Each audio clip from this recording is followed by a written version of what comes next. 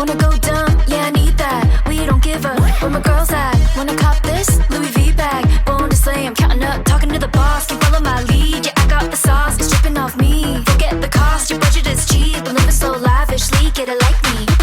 Hi guys! Welcome back to our channel. We are Den and Berto, and guys, hulaan nyo kung nasan kami. Nandito tayo ngayon guys sa Cyberpunk City ng China. Chongqing, China to be exact, guys. Nandito tayo ngayong gabi at i-explore natin etong area na to. Nakita nyo ba yung mga nasa paligid namin? Kaya nga, grabe guys, Cyberpunk na Cyberpunk. Saka medyo may effort dito, honey Effort. Oh. May effort ka sa paglalakad, may effort ka talaga sa pag-iintindi ng mga signage, and may effort ka talaga sa pagkaligaw, guys. Saka yung sobrang daming tao, honey.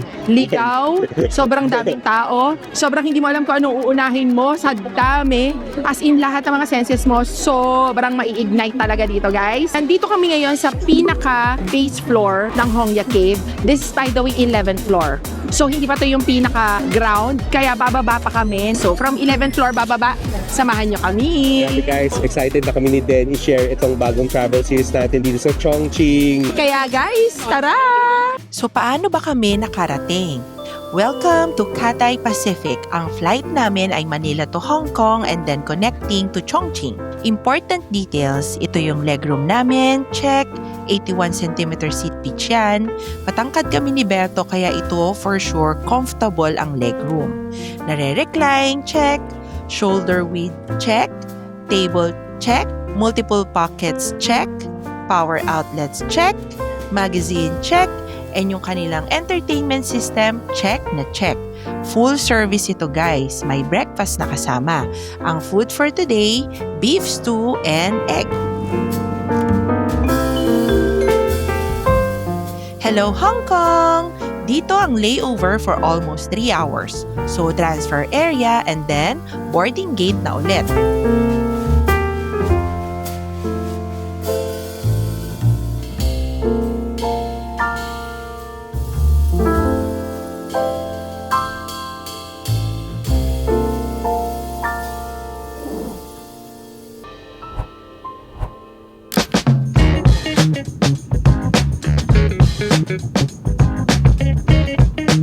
For our second meal, we got chicken for lunch, complete with fruits, drink, and ice cream.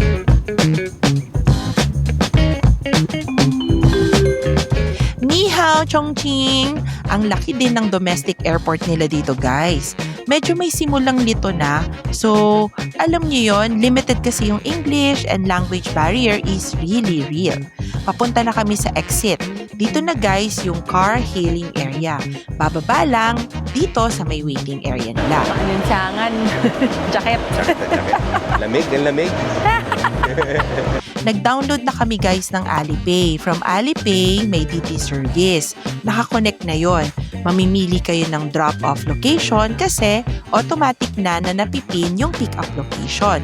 And then, mamimili na kayo ng car. Ito guys ang premium car. Kinausap kami ng driver. Tapos, hindi kasi na maintindihan. Hindi ko agad na-open yung pinagmamalaki ko na Samsung app na nagtatranslate na dual sa phone. Medyo masungit na yung driver. Katahimik na kami. Nakita namin dun sa DD app yung message niya, passenger seat. Universal lo naman yun. Universal lo naman na pagkakay mo mag-seatbelt ka, di ba? Kaya alam niya na guys. Kaya passenger seat. Kaya nga. Siguro mga 1 minute na Nung nag-seatbelt. Nung nag-seatbelt tayo. Totoo ba? Oo, nakita ko yun.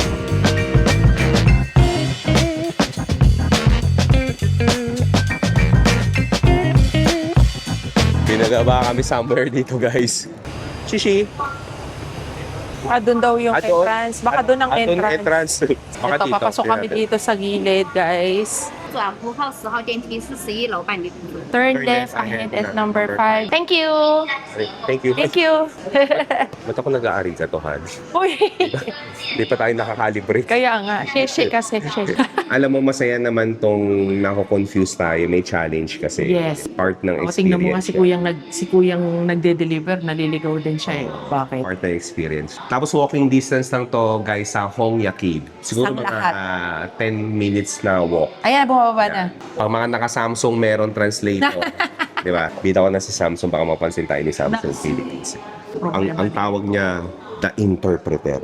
Guys, tingnan niyo to. First floor, tapos 41 agad. Nilagpasan niya lahat. Welcome to the Lindu Hotel, located at the heart of Chongqing. Ang lobby niya guys ay straight from the doors of the 41st floor. And look at that! Very cyberpunk feels ang hallway. At iba dito guys ha, napakalaki ng room. We've got the executive room with king-size bed, merong malaking projection TV, and Berto has his own workspace. Basic yung toilet, separate ang bath with shampoo, conditioner, and body wash, and yung seats by the glass wall, ibang klase. Talagang kakaiba dito sa Chongqing, honey. Yes, tignan Tingnan niyo niyo naman yung yan, nasa no? likod natin. Di ba? Kakaiba. Merong something dun eh. Si Manong. Sumulpot siya, Yes, tapos may sumulpot mga sa dala siyang building. maraming gold coins. Kaya nga, konting lakad pa lang sa hotel, busog na tayo, honey. Ang daming makikita. As in, hindi ko masasabing perfect location yung hotel, pero not bad for the price. Oo nga. Kasi nakita namin na marami pang nearby hotel. Pero itong mga hotel na to, talaga yung mga sobrang feeling namin mamahal. Kasi mga Conrad, Westin, ganyan. Westin kasi. Oo. So, tansyahin lang. Kung kaya namang maglakad, go. Pero, wala pa kaming 2 oras ni Berto dito. Feeling ko, papalaban ng inyong mga legs, guys. Kanina medyo kinakabahan ako kasi pababa ng pababa ng pababa. Kasi pag pababa ng pababa, ibig sabihin may paakyat ng paakyat. Yung pag-uwi natin, packet Yung pag-uwi, paakyat. doon. So, Grabe, guys. yun. Feel. Guys, tignan nyo itong fields dito sa Chongqing. Ayan, no? Neon. Tapos Neon, super bright light. ito yung mga building, Yung honey, yung building. na makikita natin sa river. Kung malayo tayo, Oo. yan yun. Ang Cyberpunk. galing. Modern ba to?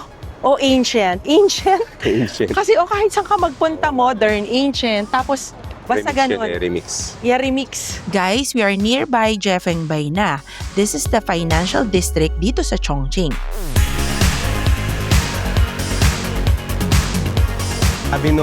Sabi nung mga napanood ko, honey, yung klase daw ng pepper dito, ang effect daw niya sa bibig, parang anesthesia. Wow! Mamanhid. Mamamanhid yung bibig. Mamamanhid. Alam niyo guys, medyo mataas ang tolerance ko sa spice. Pero si Berto hindi talaga. So, nag-research na si Berto ahead of time kung ano ang sasabihin niya para hindi maanghang ang isa-serve sa amin. Ano yun? Wayla. Wayla. Ganun daw ang sasabihin. Kaya medyo nagpa-practice na kami. Wayla. O pwedeng no spice o sobrang little spice, di ba? Ramdam na dito pa lang yung cyberpunk vibes. Guys, binigyan ako ng free taste. Sarap pa? No God? No bag. Yan. Yan guys, pampatawid. Itong ni Berto. Papasok na kami guys dito sa isa sa mga must-see dito sa Chongqing.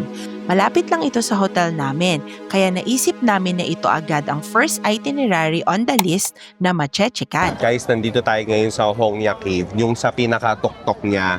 Isa to sa mga pinupuntahan dito sa Chongqing. Isa siyang icon dito Kaya sa sobrang Chongqing. dami Sobrang talaga. daming tao guys. 11th floor to actually entrance. Tapos bababa tayo. Isa din ito sa best hotpot area. Talaga? Kasi hotpot city din itong Chongqing guys. Actually guys, hindi naman talaga to cave. Pero mga multiple na mga bahay na pinagdikit-dikit. Tumukha na lang siyang cave at nagmukha siyang maze.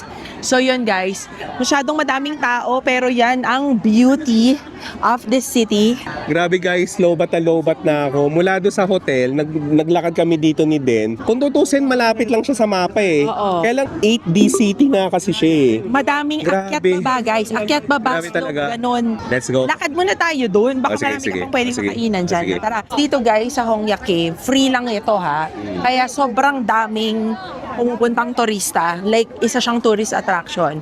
Isa siyang free na area. Marami kang magagawa. Pwede kang mamili, pwede kang mag-shopping, pwede kang kumain, pwede kang mag-sightseeing. Maraming nagpapapicture din dito, guys, at marami ding nag-offer na mga services nila. So, tingnan nyo na lang kung paano kayo, how to do with it. Start na tayo bumaba, guys. Grabe. Grabe, guys, ang overstimulation. Kaya, Alam mo yun, yun yung perfect ko na madedescribe dito sa lugar na to. Dito pa lang sa alley, ang dami ng makikita, ang daming makakain. Tulad nitong iced tea na may ice cream at ito ang unang street food namin. Pay, Alipay.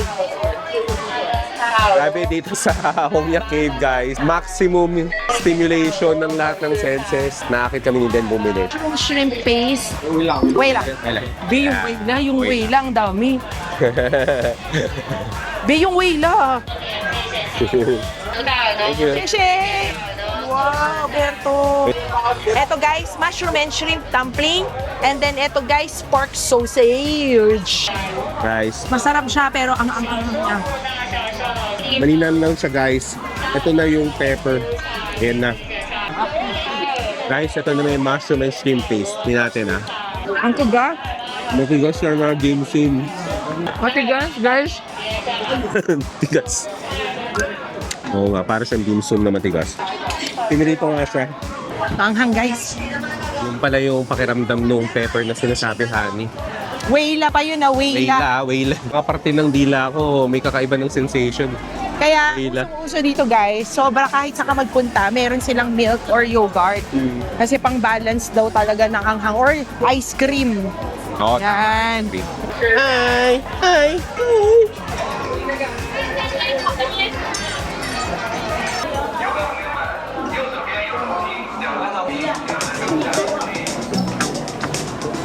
Haba ng pila kasi doon sa elevator, guys. Lakad na lang tayo sa stairs.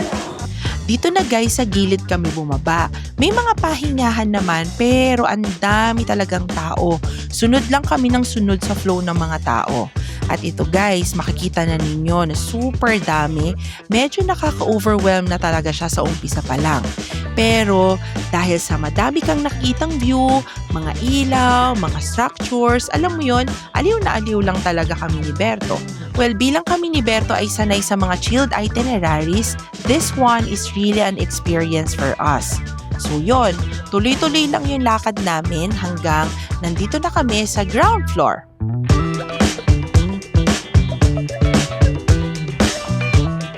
Kailangan nating makarating guys doon sa kabilang side para ma-appreciate talaga itong view ng Hongya Cave. Pero sobrang dami talaga ng tao, siksik ligalig. Hindi kaya. Ngayon, spring ngayon eh. Spring ngayon pero parang hindi na kaya. Grabe. Hindi ito ng winter. Grabe, guys. Ganito yung feels dito ngayon. Boom.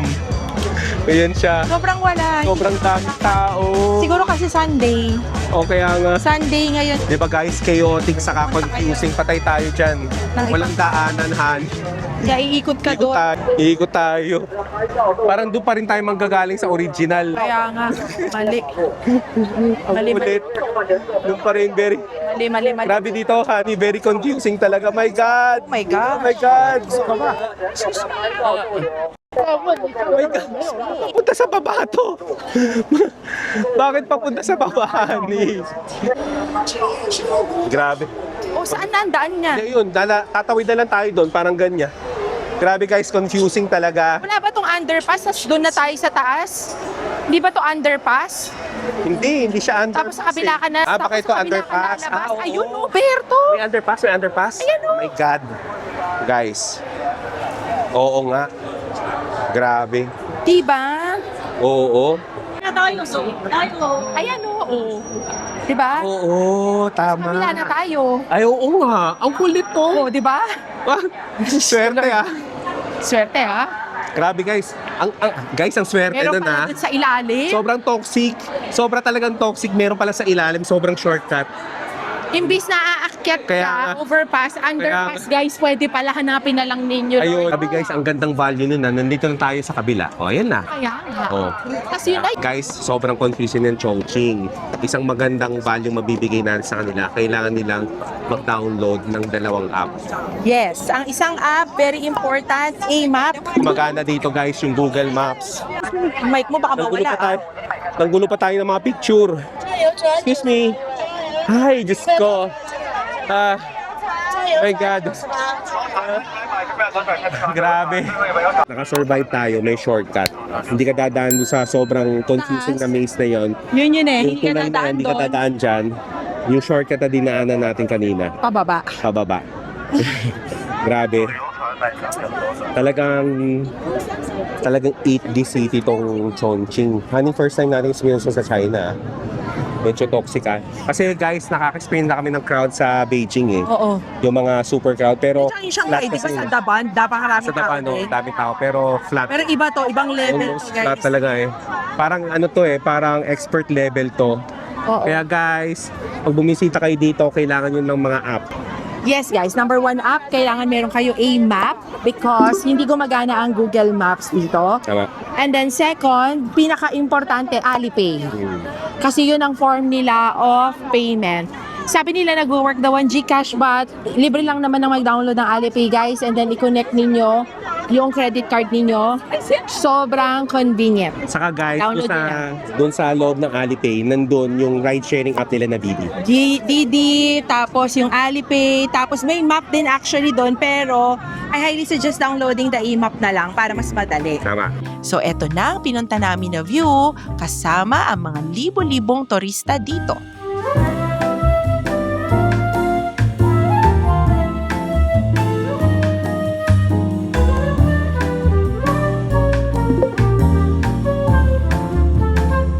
Pabalik na kami at syempre, kung ano ang ibinaba, siya ang aakyatin. Kita niyo guys yung akyatan. Ayun. Akyat-akyat lang. Tapos dito medyo nahihirapan na si Berto. Ayan medyo struggle na. Pero guys, 'di ba? Kahit mahirap yung akyatan, andyan lang sa gilid mo yung cyberpunk feels. Kaya while ascending, may kasama pa ding sightseeing. Siyempre guys, ang sabi nga namin, kapag malalim yung binaba mo, mataas yung angkitin mo. Grabe guys, 11-story na hagdanan. Halfway na. Nagka-cramps na ako. Pahinga muna kami dito ni De. Wild. Aakyat na kami guys kasi umuulan na. Oo nga Actually, para kasi yung first floor nito, yung 11th floor. Di ba? Ground floor. Diba, yung ground floor nito, yung 11th floor. Grabe. Hindi ko alam kung nasa ang floor na kami. Hindi, halfway na tayo, honey. Sige. Parang 6 na siguro Okay.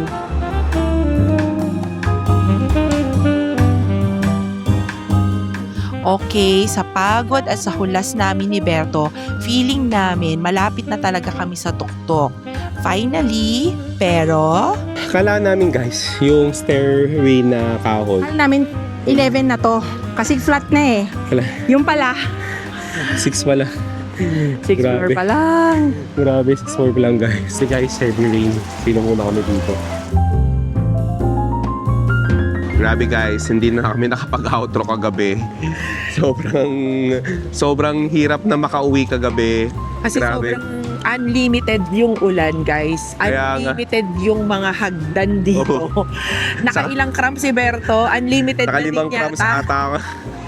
Kasi sobrang pagod for a day one. Pero, Totoo talaga, honey, na itong Chongqing ay isang mega city na 8D.